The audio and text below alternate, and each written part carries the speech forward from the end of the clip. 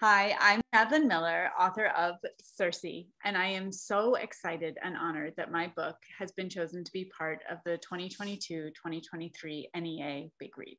I have loved Greek mythology since I was a child, and I've always been really excited about the character of Circe, the witch from the Odyssey who infamously turns Odysseus's men into pigs. But the part that really drew me to her story wasn't necessarily the part that was about ancient mythology, because in the context of this story of gods and heroes and monsters, I saw the story of a woman who was struggling to find her voice, struggling to find her power in a world that is profoundly hostile to her.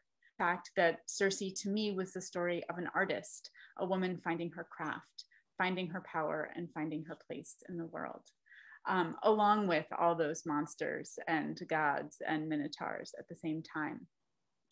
It was also a really a feminist story from the beginning for me. I love the fact that I was looking at sort of voices that had been silenced in the original material, not just Circe, but many of the other women around her story, and even some of the men as well. These characters who had been forced into very constricted roles. It was really fun to write this story and give them the chance to breathe.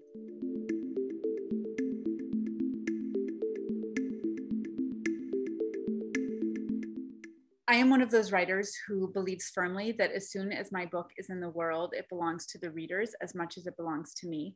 So I am mostly just thrilled to hear what readers find in the novel, what resonates with them. There's so many pieces of Circe's story. She's a daughter, she's a sister, she's a mother, she is a witch, she's a villain, she's a savior. She does so many different things over the course of her life, and I'm excited to have readers interact with this really, what I see as a very complicated and interesting woman who has a lot of different paths that she walks.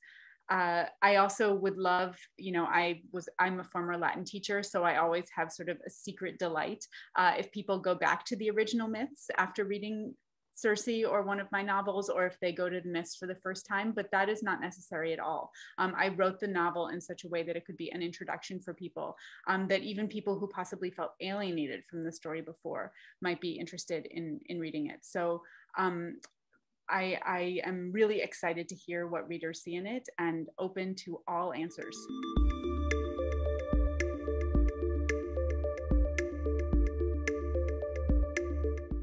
So one question that I've always wanted to be asked, I actually was asked at some point, but I didn't answer it the way I wanted to. So I wanted to answer it right now.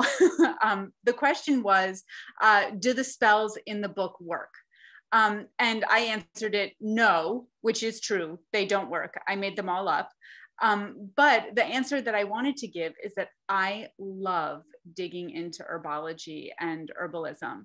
And in writing many of the parts that have to do with herbs and herbcraft in this novel, I did a ton of research into the way the ancient Greeks looked at herbs, the way actual herbs really do have certain effects. Obviously, hellebore really is a poison. Yarrow really is a coagulant. And I loved digging into that history. And that's something I've had a passion for since I was a child. My mother is a big gardener and took me to all kinds of botanical gardens when I was a child. And I would always seek out the herb gardens, the physic gardens. What do plants do? What effects can they have? And so although the spells do not work, many of the herbs really do have the actual effects in the world that they have in the book. And it was fun to play with those.